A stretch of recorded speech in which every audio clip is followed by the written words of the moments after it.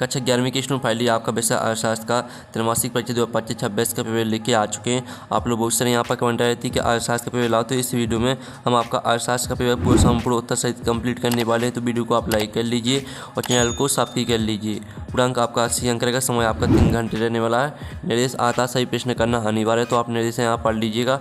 अब चलिए प्रश्न पहला था सही विकल्प चुनकर लिखिए जो कि आपके 6 नंबर के रहेंगे। तो पहला था जब आंकड़ों को समय के आधार पर वर्गीकृत किया जाता है तो इसे कहा जाता है। तो आपका आता है स्थानिक वर्गीकरण, बात कालानुक्रमिक वर्गीकरण और साथ है गुणात्मक वर्गीकरण और दाता इनमें से कोई नहीं।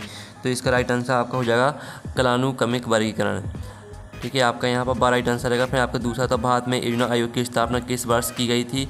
तो आपका आता 1947, दाता 1948, साता 1949, दाता 1950। तो भारत में योजना आयोग की स्थापना किस वर्ष की गई थी। तो इसका आंसर आपको 1950 हो जाएगा। फिर जो आपका तीसरा था सांख्यिकी के जन्मदाता हैं, तो आपका था मार्शल और बा था आपका एचनबाल और सा था गाल्टन और दाता बाउले। तो यहाँ पर सांख्यिकी के जो आपके जन्मदाता हैं वो एचनबाल हो जाएंगे।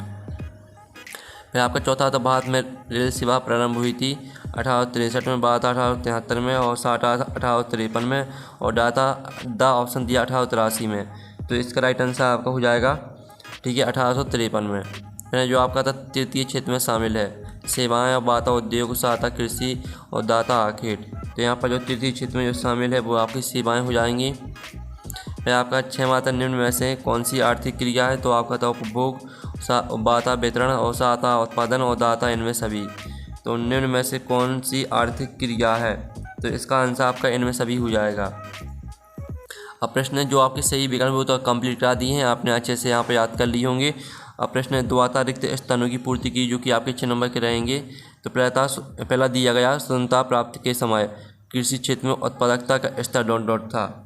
तो यहाँ पर उत्पादकता का स्तर आपका निम्न था, तो निम्न आपका पहले का आंसर हो जाएगा। दूसरा आता नियोजित आर्थिक व्यवस्था में आर्थिक सत्ता का डॉट हो जाता है। तो यहाँ पर जो दिया गया नियोजित आर्थिक व्यवस्था में आर्थिक सत्ता का, ठीक है, जो आपका यहाँ पर दिया गया है तो इसका आंसर आपका रहेगा नियोजित आर्थिक व्यवस्था में आर्थिक सत्ता का डॉट हो जाता है। तो यहाँ पर बंटवारा रहेगा।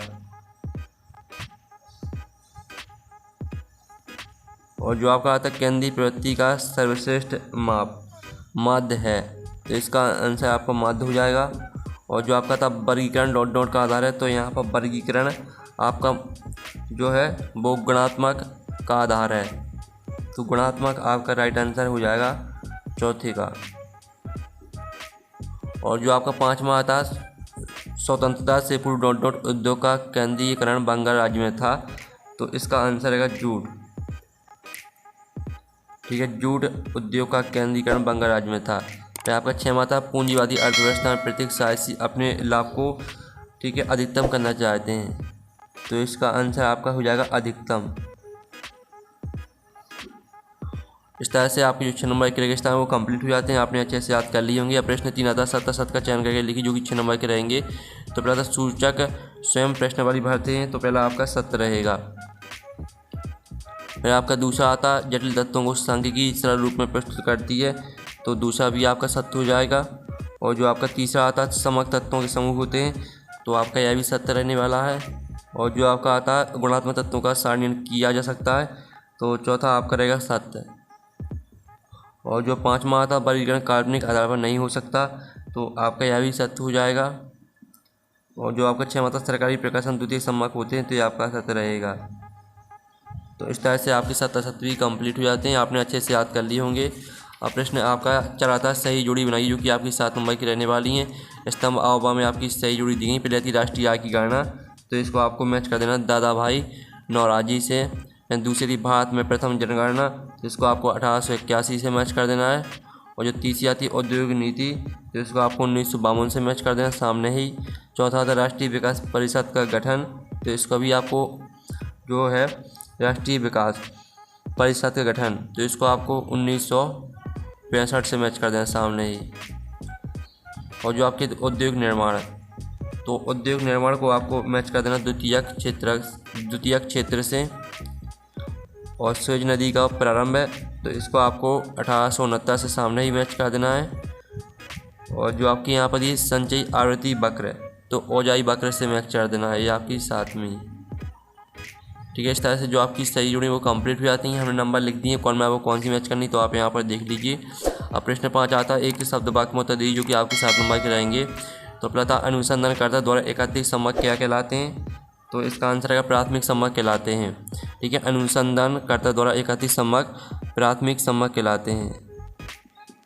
ठीक है, प्राथमिक सम्मक आपका इसका राइट आंसर हो जाएगा, प्राथमिक सम्मक। दूसरा आता है, उस सांख्यिकी विधि का नाम बताइए जो कम खर्चीली है, तो इसका आंसर है प्रतिचयन विधि। ठीक है, प्रतिचयन विधि। आपका आता है, भारत में जनसंख्या की गणना के लिए कौन सी विधि अपनाई जाती है, तो इसका आंसर है जनगणना विधि। जनगणना विधि आपका इसका राइट आंसर हो जाएगा।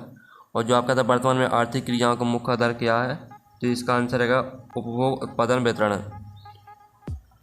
ठीक है, आप यहाँ पर लिख लीजिए, उपभोग, उत्पादन और तीसरा आपका वितरण।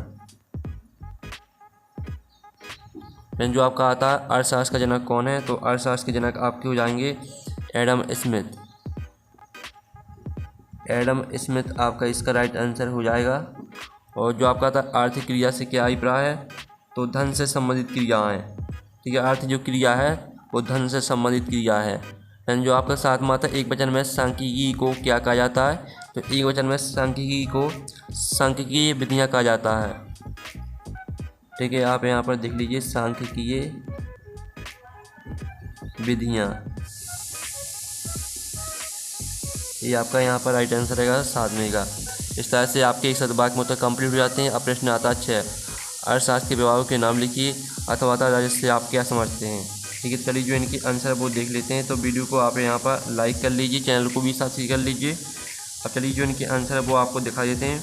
तो ये आपके अर्थशास्त्र के भाग दिए, उपभोग, उत्पादन, विनिमय, वितरण और राजस्व। साथ ही आप यहाँ पर दिल्ली राजस्व से अभिप्राय सरकार की आय, व्यय और ऋण संबंधी गतिविधियों से या सरकार की वित्तीय स्थिति का अध्ययन है। ठीक है, तो इनके आपको स्क्रीनशॉट लेते चलना है। फिर आपका था 7वां, आर्थिक समस्याओं के कारण बताइए अथवा सांख्यिकी क्या है।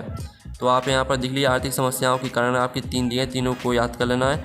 और सांख्यिकी क्या है, सांख्यिकी वह विज्ञान है जो संख्यात्मक तत्वों के संग्रहण, प्रस्तुतिकरण, विश्लेषण और व्याख्या से संबंधित है या जटिल तत्वों को सरल रूप में प्रस्तुत करती है। फिर आपका 8वां था, सांख्यिकी की 2 विशेषताएं लिखिए और अथवा था अर्थशास्त्र के अध्ययन में सांख्यिकी का महत्व लिखो। तो चलिए आपके दोनों प्रश्न का आंसर देख लेते हैं। तो ये रही आपके यहाँ पर सांख्यिकी की 2 विशेषताएं और अर्थशास्त्र के अध्ययन में सांख्यिकी का महत्व है। ठीक है, तो आपको अच्छे से यहाँ पर याद करते जाना है। ठीक है, फिर आपका आता है, प्राथमिक संबंध किसे कहते हैं अथवा दिया गया जनगणना से क्या आशा है। तो पहले तो आप प्राथमिक संबंध की परिभाषा देख लीजिए। प्राथमिक संबंध वे आंकड़े होते हैं जिन्हें अनुसंधानकर्ता द्वारा पहली बार किसी विशिष्ट उद्देश्य के लिए एकत्र किया जाता है। ये मौलिक आंकड़े होते हैं। और जनगणना से क्या आशा है, जनगणना से आशा किसी देश की संपूर्ण जनसंख्या व्यवस्थित, वैज्ञानिक और आधिकारिक गणना से है। ठीक है, एकत्र की जाते हैं, यहाँ तक पूरे याद कर लेना है। फिर आपका यहाँ पर देख लेते हैं 10वां प्रश्न, सारणियन का क्या अर्थ है अथवा था समांतर माध्य का सूत्र लिखो। तो पहले तो हम यहाँ पर देख लेते हैं आपका सारणियन का अर्थ। तो ये आपका सारणियन का अर्थ दिया गया और समांतर माध्य का सूत्र देख लीजिए। ठीक है, ये आपका 10वें क्वेश्चन का आंसर हो जाता है। फिर आपका आता एक आदर्श माध्य की गुण लिखो अथवा आता चतुर्थक विचलन किसे कहते हैं। तो आप यहाँ पर देख लीजिए, एक आदर्श माध्य की आपके 5 गुण दिए गए हैं, तो यहाँ से आपको 3 गुण याद कर लेना है। ठीक है, फिर आप अथवा का आंसर देख लीजिए, चतुर्थक विचलन के किसे कहते हैं, तो इसका आंसर भी देख लीजिए। फिर जो आपका आता है बाजार अर्थव्यवस्था का अर्थ बताइए, और जो इसका अथवा दिया गया है आर्थिक नियोजन से क्या आशा है। तो चलिए हम दोनों के आंसर देख लेते हैं। पहले तो आप बाजार अर्थव्यवस्था का अर्थ देख लीजिए, ये आपका बाजार अर्थव्यवस्था का अर्थ दिया गया है और नियोजन से क्या आशा है, तो इसका आंसर भी देख लीजिए। इस तरह से आपका 12वां और 12वीं के अथवा दोनों के आंसर हो जाते हैं। फिर आपका आता 13वां प्रश्न, राष्ट्रीय आय का अर्थ बताइए अथवा आता सतत विकास से क्या आशा है। तो पहले तो आप यहाँ पर देख लीजिए, राष्ट्रीय आय का अर्थ, राष्ट्रीय आय का अर्थ एक वित्तीय वर्ष में किसी देश के सामान्य निवासियों द्वारा अर्जित सभी वस्तुओं और सेवाओं के कुल मौद्रिक रूप से हैं या देश की कुल आर्थिक गतिविधि का माप है। और अथवा का आंसर भी देख लीजिए। फिर आपका यहाँ पर आता 14वां बिंदु लिखिए, प्रदर्शन से आप क्या समझते हैं अथवा था बारंबारता वितरण क्या समझाइए। तो आप 14वें क्वेश्चन का आंसर देख लीजिए, आपका बिंदु लिखिए, प्रदर्शन दिया गया है और बारंबारता वितरण क्या है, इसका आंसर भी देख लीजिए। ठीक है, आपका इस तरह से 14वें क्वेश्चन का आंसर हो जाता है। फिर पंद्रमात्रा विस्तार का सूत्र लिखो और अथवा प्रोमात्रा की परिभाषा लिखिए। तो आप यहाँ पर देख लीजिए आपका विस्तार का सूत्र दिया गया और प्रोमात्रा की परिभाषा भी देख लीजिए। फिर आपका यहाँ पर 16वां आता पूंजीवादी अर्थव्यवस्था की विशेषता बताइए अथवा मिश्रित अर्थव्यवस्था के गुण लिखो। तो आप यहाँ पर पूंजीवादी अर्थव्यवस्था की विशेषताएं देख लीजिए, ये आपकी दी गई पूंजीवादी अर्थव्यवस्था की विशेषताएं, और साथ ही मिश्रित अर्थव्यवस्था के गुण देख लीजिए। संतुलित विकास, आर्थिक स्वतंत्रता, संसाधनों का कुशल उपयोग, सामाजिक कल्याण। ठीक है, चारों पॉइंटों को पूरा याद कर लेना है। फिर आपका आता है सांख्यिकी विधियाँ क्या है उनके नाम लिखो अथवा आर्थिक और गैर आर्थिक विधियों गतिविधियों में अंतर स्पष्ट करो। ठीक है, तो आप यहाँ पर देख लीजिए सांख्यिकी विधियाँ क्या है, पहले तो ये देख लीजिए, उनके नाम देख लीजिए, संग्रहण, प्रस्तुतिकरण, विश्लेषण, व्याख्या। ठीक है, 17वां क्वेश्चन पूरा आपको याद कर लेना है। अथवा का आंसर देख लीजिए, आपका आर्थिक और गैर आर्थिक गतिविधियों में अंतर दिया गया है। ठीक है, आय अर्जित करना, सामाजिक, धार्मिक या भावनात्मक संतुष्टि, इनमें मौद्रिक मूल होता है, इनमें मौद्रिक मूल नहीं होता। इस तरह से पूरा पॉइंटों को याद कर लेना है। फिर आपका आता है प्राथमिक आंकड़ों का एवं द्वितीयक आंकड़ों में अंतर स्पष्ट करो अथवा जनगणना विधि द्वारा सर्वेक्षण या आने वाली समस्याएं बताइए। तो पहले तो आप यहाँ पर प्राथमिक एवं द्वितीयक आंकड़े में अंतर देख लीजिए। ठीक है, अंतर के बाद आप यहाँ पर जनगणना विधि द्वारा सर्वेक्षण में आने वाली समस्याएं, अधिक लागत, अधिक समय और अप्रशिक्षित, ठीक है, प्रशिक्षित और ठीक है, प्रेरणक और व्यापकता का अभाव और अशुद्धता। इस तरह से आपका अथवा का आंसर रहेगा। फिर आपका आता है निम्न आंकड़ों से समांतर माध्य ज्ञात करना है आपको, और अथवा वाला प्रश्न देख लीजिए। चलिए, आपको समांतर माध्य किस तरह से निकालना है, तो आप यहाँ पर देख लीजिए, इस तरह से निकालना है समांतर माध्य।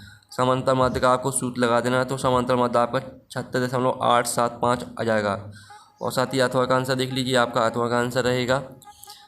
फिर जो आपका यहाँ पर आता है प्रश्नावली किसे कहते हैं, एक अच्छी प्रश्नावली की विशेषताएं लिखिए अथवा भारतीय अर्थव्यवस्था में कृषि के महत्व की व्याख्या कीजिए।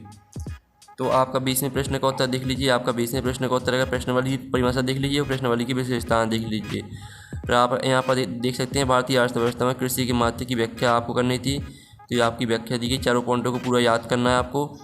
फिर आपका आता यहाँ पर प्राथमिक आंकड़ों के संग्रहण की विभिन्न विधियों की व्याख्या कीजिए, और आपके यहाँ पर दिया गया है साक्षात्कार का उदाहरण प्रारूप बनाइए।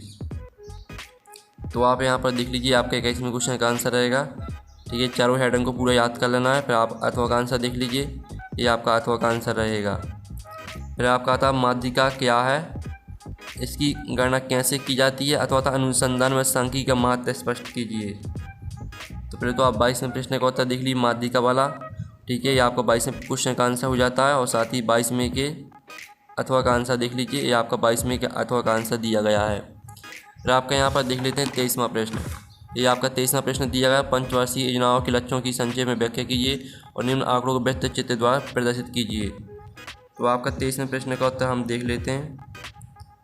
तो ये आपका 23वें प्रश्न का उत्तर दिया गया, तो इसका आप स्क्रीनशॉट ले लीजिए, और ये आपका 23वें के अथवा का उत्तर। ठीक है, इस तरह से जो आपका पूरा पेपर है वो कंप्लीट हो जाता है। वीडियो को लाइक कर लीजिए, चैनल को सब्सक्राइब कर लीजिए, और पेपर का PDF डाउनलोड करना चाहते हैं तो लिंक वीडियो के डिस्क्रिप्शन दी गई, तो आप वहां से पेपर का PDF डाउनलोड कर सकते हैं। तो अब नेक्स्ट वीडियो मिलते हैं। Thanks for watching.